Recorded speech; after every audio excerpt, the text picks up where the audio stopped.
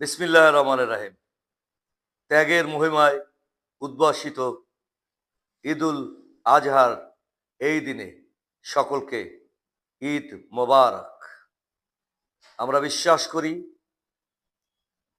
ঈদের এই আনন্দের মধ্যে দিয়ে আগামী ডিসেম্বরের নির্বাচন আমাদেরকে একটি সত্য, সুন্দর এবং মানবিক সাম্যের সরকার গঠন করতে সক্ষম হবে।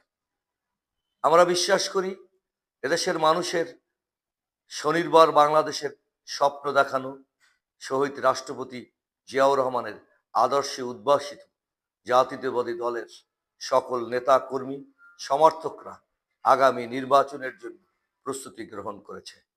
এই নির্বাচনে বিএনপি নির্বাচিত হলে রাষ্ট্র মেরামতে জনাব তারেক রহমানের ৩১ দফা বাস্তবায়ন হলে এদেশে একটি সুখী, সমৃদ্ধশালী, সাম্য এবং মানবিকতার বাংলাদেশ গড়ে তোলা সম্ভব হবে।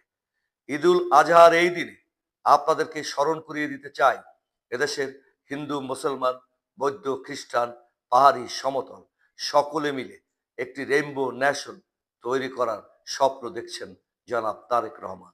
আমরা ত্যাগের মহিমায় উদ্ভাসিত হয়ে একটি সুন্দর এবং সুখী বাংলাদেশ গড়ায় প্রত্যয় হোক আজকের এই দিনে।